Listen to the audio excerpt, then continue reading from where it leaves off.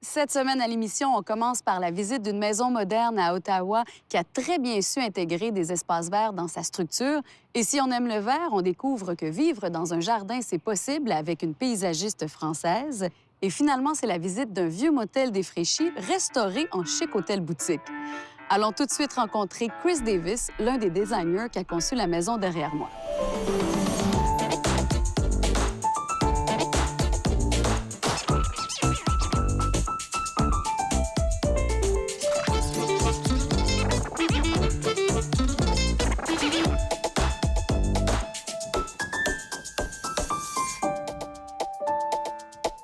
Hi, Chris. Bonjour, Chris. Bonjour, Sophie. Merci de nous faire visiter la maison. Elle est magnifique. Merci. C'est un quartier agréable ici. Oui, c'est un quartier très urbain qui s'est vraiment embourgeoisé au cours des 10 dernières années. Nos clients voulaient pouvoir profiter des atouts de la rue Wellington en y allant à pied.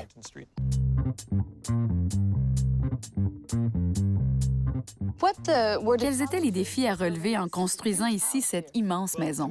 Après avoir habité en condo, nos clients voulaient préserver leur intimité, cherchaient beaucoup de lumière naturelle et des points de vue intéressants. Toutes ces caractéristiques devaient être intégrées à un lot d'une largeur de 40 pieds. On a donc élevé la maison d'un étage pour éviter que les gens puissent de la rue avoir une vue directe sur l'intérieur.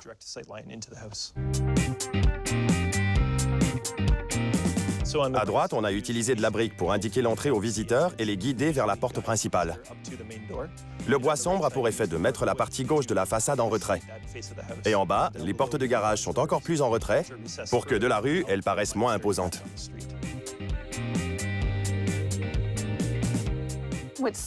Avec un lot aussi restreint, vous n'avez donc pas de cour? Mais oui, on en a une. Venez à l'intérieur. Allons-y.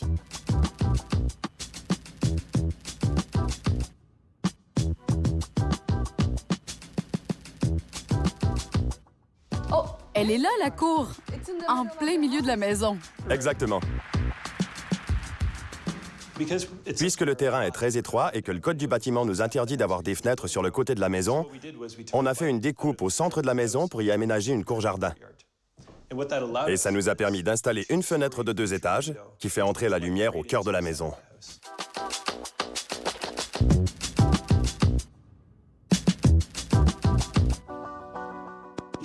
Parce que la maison est en retrait, on peut profiter d'une vue magnifique sur les jardins des voisins. Faut juste espérer qu'ils n'aient pas la même idée de bâtir une grande maison à la place de leur cour. Exactement. D'intégrer des espaces verts comme ça dans la maison, ça me fait penser à cette paysagiste de Provence qui, elle, a décidé d'aménager son jardin en lieu de vie.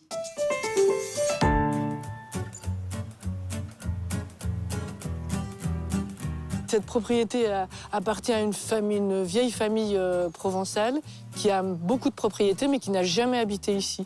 Et en fait, c'était un fermier. Et il y avait des moutons. À la place du bassin, il y avait un hangar. C'était cultivé au ras de la maison et c'était inhabitable, si je puis dire. Donc elle a été abandonnée parce que la personne qui vivait là est morte. Et la maison était en vente depuis un certain temps parce qu'elle n'attirait personne. Il y avait la maison qui était bien placée par rapport au terrain. Il y avait les arbres qui ont grossi depuis, mais ils étaient déjà forts. Il y avait l'espace et il y avait l'eau. Donc on a pu, dès le départ, concevoir ce qu'on voulait. On voulait travailler l'eau. On a installé une éolienne. L'éolienne nous apporte l'eau dans le bassin, qui fait que ce bassin est très près de la maison parce qu'il y a toute une histoire qui se passe dans l'eau. Et de là, le trop-plein de l'eau part dans un chemin d'eau qui fait 80 mètres de long, repart dans une petite mare à l'état sauvage et on rend l'eau à la terre. Et je vais diminuer l'espace, c'était trop grand, on ne fait pas un jardin dans un champ de 5 hectares. Donc j'ai créé des haies, doublées de treilles. Et au milieu, fatalement, quand vous avez un axe et des haies qui sont parallèles, j'ai fait tout un dessin symétrique. Il faut des perspectives et il faut que la vue elle soit accompagnée le plus loin possible.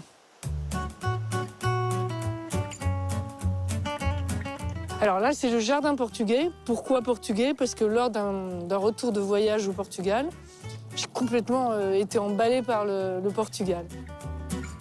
Le jardin portugais, c'est complètement baroque. Donc, de pouvoir donner cette notion du baroque, c'est-à-dire avec une disposition un peu spéciale, une baraka qui est la maison que vous verrez derrière, la maison de bain, et des tailles, des obélisques taillés en pierre, des choses un peu particulières.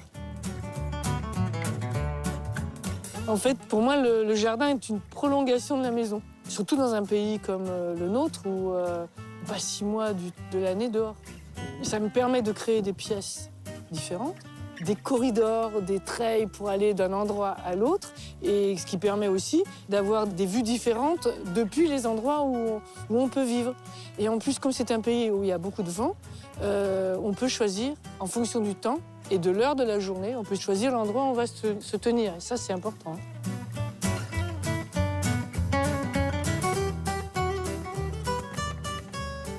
Le jardin peut vous permettre de rester enfant. Et puis même, il vaut mieux rester enfant pour faire un jardin. Mais cette partie-là, elle est parce que je considère qu'un jardin n'est pas uniquement pour les adultes. Il faut que les enfants aient leur coin. Et je pense qu'à notre époque, un enfant qui joue dans une petite maison comme ça, qui joue à la dinette, au marchand, au restaurant, eh ben, il passe un moment beaucoup plus instructif, à mon avis, qu'à taper sur les ordinateurs. C'est un peu ma démarche de montrer qu'un enfant peut vraiment s'éclater aussi avec ça, comme on le faisait nous avant. De toute façon, il y a un truc qui est certain, il n'y avait pas un enfant qui venait passer des vacances ici sans travailler dans le jardin. On aide, on ratisse et on apprend. Et ça, c'est une façon, à mon avis, de s'occuper des enfants ici. Enfin, c'est ma façon.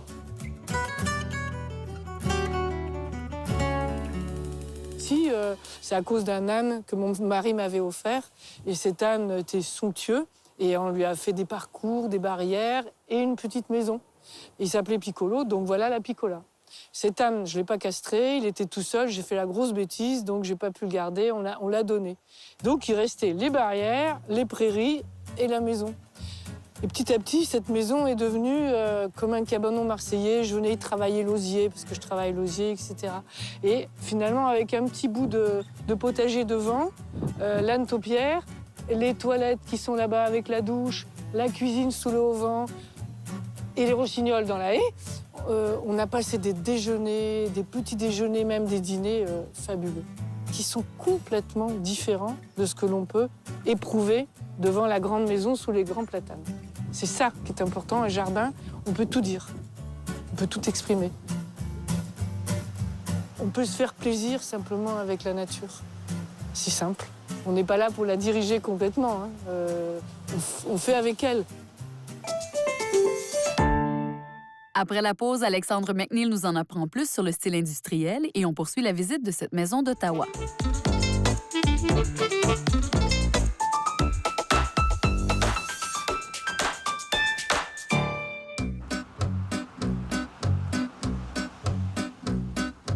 Aujourd'hui, pour ma capsule, je vais vous parler d'un style que j'aime beaucoup, le style industriel.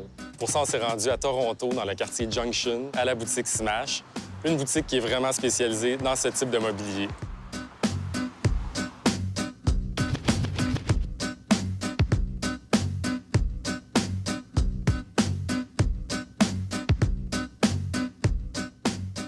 Ici, on a à peu près le meilleur exemple qu'on peut trouver pour nous introduire le style industriel, c'est-à-dire la lampe industrielle. Ce type de lampe-là, c'est une lampe qui éclairait probablement une usine, un bâtiment de ferme, un garage, quelque chose comme ça. Celle-là est particulièrement intéressante parce qu'elle est de couleur jaune. Avec le temps, c'est normal, il y a eu quelques éclats dans la peinture. On voit l'acier qui a rouillé, ce qui rend la patine intéressante de la lampe.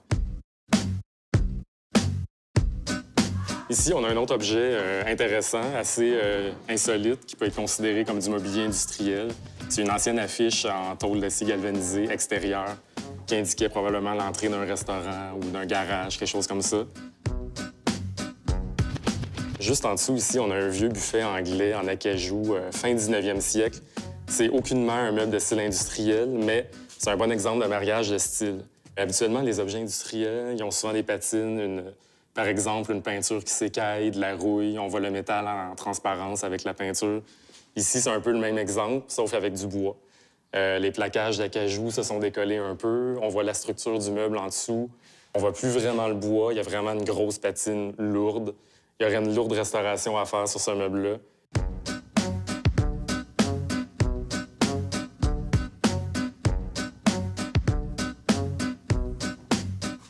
Ici, on a un vieux classeur en métal, quand même assez ancien, lui, sûrement des années 30-40. Objet aussi populaire que les lampes en métal ces temps-ci. Lui est particulièrement de qualité parce qu'on voit qu'il y a une poignée en laiton. Couleur brune d'époque, quand même assez intéressante. Plus au niveau des compartiments, moins intéressant, un peu plus petit. Il y a un plus grand tiroir en bas. Mais la couleur brune d'époque, quand même assez intéressante. Ici, on a des vieux tabourets en métal avec le siège en bois, en contreplaqué moulé. Ça, c'est les tabourets Toledo, qui sont un peu plus classiques, qui ont été designés au début du siècle, toujours avec la couleur gris-vert à la base, qui sont ajustables à hauteur. Des tabourets de dessinateurs, peut-être probablement de téléphonistes, des trucs comme ça. Donc, un autre meuble industriel assez typique. Le meuble qui est en dessous aussi date probablement du début du 20e siècle. C'est une espèce de bar en chêne.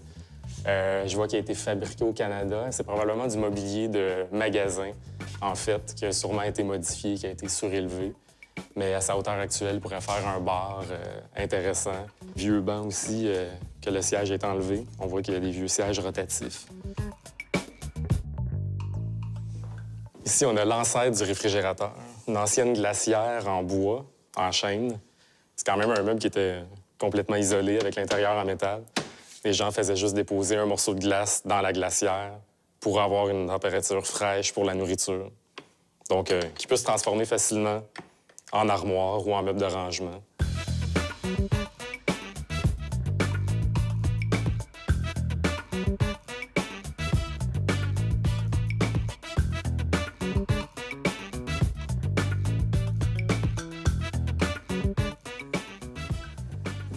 On a ici encore un bon exemple de mobilier industriel, des casiers, tout simplement.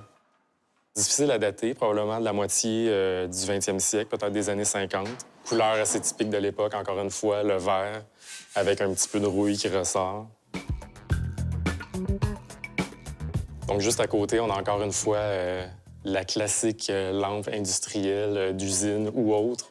Celle-ci, c'est le modèle le plus courant, donc le modèle vert, toujours l'intérieur blanc. Petites taches de rouille un petit peu partout qui font le charme de ce style de lampe. Ça, c'est le modèle le plus répandu, mais il y a toujours des formes plus minces comme celle-là. Ici, il y en a une belle qui est bleue, un petit peu plus rare que la couleur verte aussi, un peu comme la jaune tout à l'heure. Par contre, ces modèles-là ne sont pas électrifiés, possèdent plus leur quincaillerie d'origine en aluminium pour aller se connecter au plafond. Donc, ça laisse une marge de manœuvre pour négocier le prix. Ça vaut toujours un petit peu moins cher quand il faut faire un travail d'électrification sur les lampes. Donc, aujourd'hui, en conclusion, si j'avais quelque chose à choisir pour donner un look industriel à mon appartement, je choisirais définitivement la lampe industrielle suspendue de couleur verte, qui est un petit peu plus abordable, et aussi le casier d'usine vert.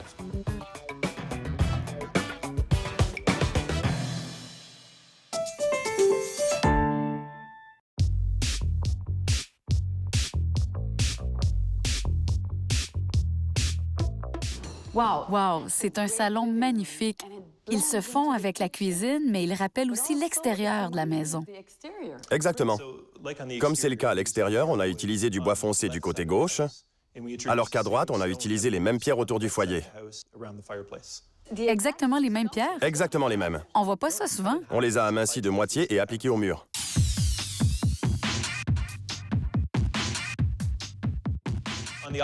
Du côté opposé, il y a la fenêtre de 2 étages et la cour jardin, puis l'escalier principal qui passe devant la fenêtre. C'est ça. Il était important que la rampe soit en verre pour ne pas faire écran à la lumière venant de la cour et pour préserver les perspectives. En haut, il y a la chambre principale avec un vestiaire et une salle de bain adjacente. Il y a aussi 2 chambres d'amis et un bureau.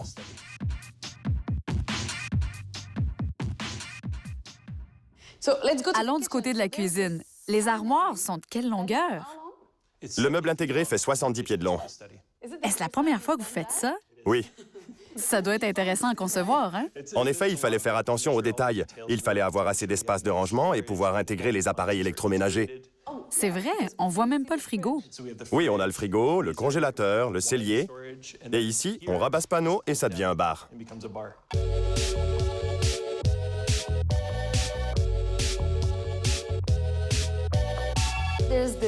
Le comptoir est magnifique. En quoi est-il fait? Nos clients ne voulaient pas avoir de joint. On a donc choisi cette pierre superbe. Il fallait dénicher la plus grande pierre possible et ajuster les armoires en conséquence. Tout est dans les détails, hein? C'est ça. Ce bois-là est du bois naturel. Oui, du bois naturel avec une teinture foncée. Nos clients voulaient des armoires foncées sans pour autant masquer la texture et le grain du bois. On a fait plusieurs essais, travaillant étroitement avec le menuisier et les clients pour trouver la teinture, la couleur parfaite. Le bois est foncé, mais conserve sa texture. Et pas de poignée. Aucune. Elles sont toutes dissimulées.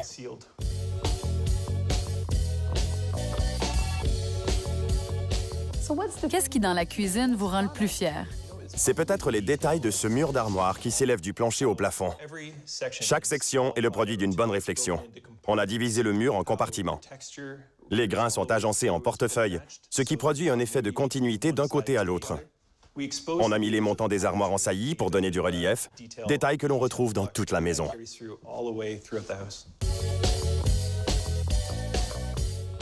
Et du magnifique comptoir, on peut voir la salle à manger qui est splendide. Les clients ont acheté leur table en Allemagne. Fabriquée en Allemagne, elle pèse pratiquement 2 tonnes. Elle a été conçue spécifiquement pour cet espace. Les luminaires viennent de Vancouver, de Bocci. On leur a envoyé un plan des lieux et ils ont conçu des luminaires en conséquence. On a donc un éclairage, une table et une salle à manger faite sur mesure. Exactement. On adore ça. Au retour de la pause, on recycle nos caisses de vin avec la capsule Faites-le vous-même et on découvre les espaces de vie extérieurs de cette résidence d'Ottawa.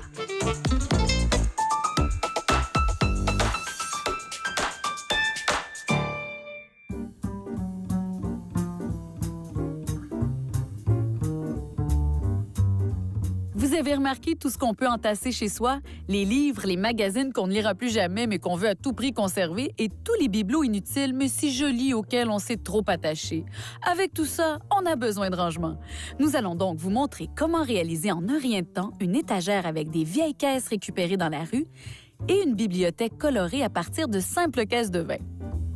Vous verrez enfin qu'avec quelques ceintures de cuir et une vieille caisse en bois, on peut se fabriquer une petite niche suspendue pour entreposer des jolies choses.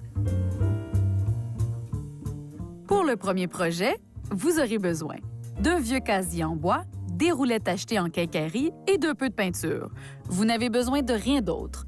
Pour commencer, prenez le temps de dépoussiérer soigneusement votre caisse. Elle vient de passer 30 ans au fond d'un grenier. Vous lui devez bien ça, non?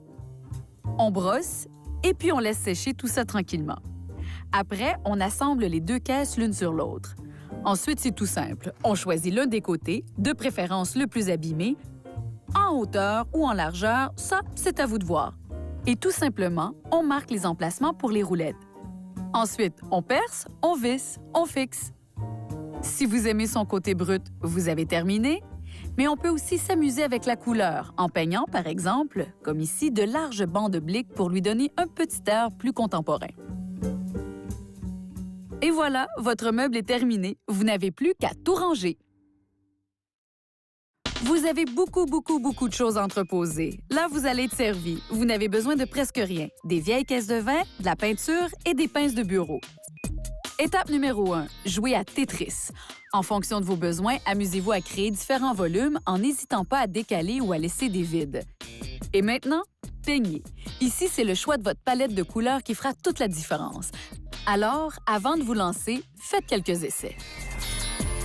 Nous, on a choisi de peindre uniquement le fond de certaines boîtes pour mettre en valeur les volumes. Mais en réalité, vous faites comme vous préférez. Et maintenant, vous n'avez plus qu'à assembler en utilisant, mais oui, de simples pinces de bureau qu'il n'y a qu'à clipper.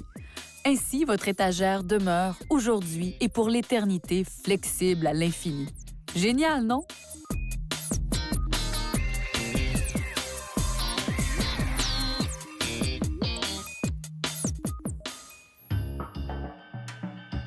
Pour faire prendre de la hauteur à vos plus jolis accessoires, nous avons imaginé une niche à suspendre. Pour ça, il vous faut une caisse de vin, quelques ceintures et un peu de peinture. Commencez par peindre votre niche. Pendant que ça sèche, assemblez vos ceintures les unes avec les autres pour obtenir une longue lanière. Tout ça semble encore un peu mystérieux pour le moment, mais vous allez vite comprendre. Maintenant, choisissez l'emplacement de votre niche sur votre mur. Marquez un point environ 30 cm plus haut, vous avez là votre point de fixation. Installez maintenant votre ceinture qui doit former une boucle complète et installez votre niche. Réglez les boucles de vos ceintures et votre étagère murale est prête à recevoir vos plus jolis trésors. Et le plus beau dans tout ça, c'est que maintenant que vous êtes spécialiste en matière d'étagère, vous allez pouvoir recommencer à entasser, entasser et à entasser. Parce qu'on sait bien au fond que c'est ça notre activité préférée.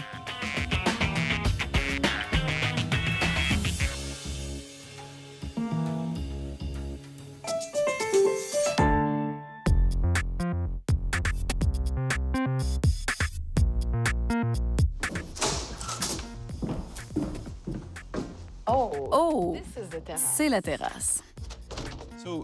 À l'origine, on avait une maison des années 60 qui avait vraiment besoin de réparation. Ici, avant la maison. En effet, les clients ont décidé de la démolir et de rebâtir à neuf, mais en situant la maison en retrait pour profiter des points de vue. Vous avez gardé l'idée des garde-corps en verre pour l'extérieur aussi. Oui, pour profiter des points de vue et de la lumière.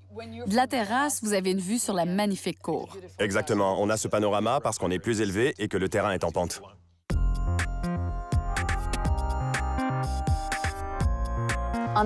D'un côté, vous avez le jardin et de l'autre, vous avez une aire de séjour de très grande dimension. Oui, elle est divisée en plusieurs espaces. On a une salle à manger extérieure et une cuisine extérieure avec toit pour se protéger de la pluie.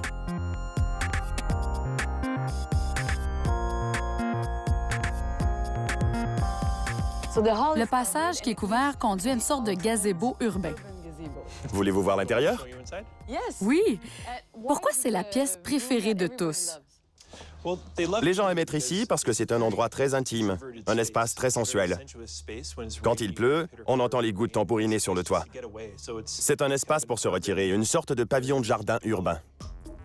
Les propriétaires l'appellent aussi la salle de lecture. En effet, il y a un foyer qu'ils peuvent allumer. C'est un espace 3 saisons, extrêmement sensuel. C'est la dernière pièce de l'enfilade. Quand on y entre, on a le vestibule, puis la cour-jardin, la salle à manger, un autre jardin et la salle de lecture dans le jardin. C'est vrai, la perspective va jusqu'à la porte principale. Notre regard peut traverser l'espace tout entier. Et on voit la cour-jardin en plein milieu de la maison. Vous avez pensé à tout ça? On a essayé. Bravo! Merci. Merci de nous avoir fait visiter cette maison. Tout le plaisir est pour moi. Cette maison est magnifique. J'ai rarement vu un endroit aussi près de la Merci. perfection. Encore une fois, merci. Et pour nous, c'est pas tout à fait terminé. On s'en va à Vancouver au motel. Oui, oui, au motel. Mais vous allez voir, il a été rénové et le résultat est très chic. C'est en 1956 qu'a été ouvert le Burrard Motor Inn, motel typique de son temps bâti dans la rue dont il tire son nom. D'ailleurs, son néon extérieur est l'un des rares rescapés de cette époque glorieuse. Mais le motel est tombé en désuétude au milieu des années 70. Et après une vie un peu misérable, il a retrouvé son esprit grâce à de nouveaux propriétaires qui, en 2011, l'ont rouvert après l'avoir totalement rénové. Le lobby donne tout de suite le ton. Matériaux, couleurs, œuvres et objets choisis qui rappellent sans équivoque les années 50, mais avec ça et là quelques touches contemporaines et un humour moderne.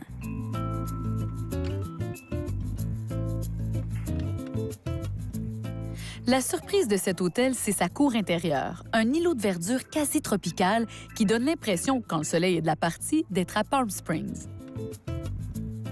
C'est à la fin des années 60 que cette cour intérieure a été plantée à l'initiative du propriétaire de l'époque, M. Cotula, un passionné de jardinage.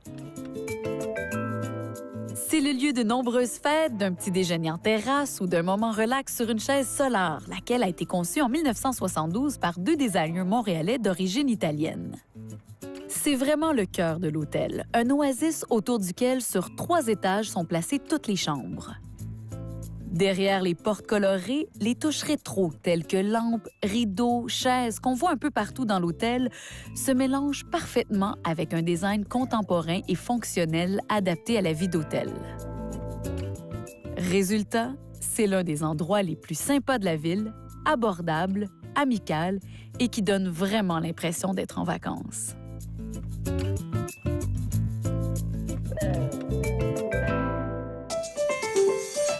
C'est déjà tout pour aujourd'hui. Merci d'avoir été avec nous et on se retrouve la semaine prochaine pour une autre visite vue de l'intérieur.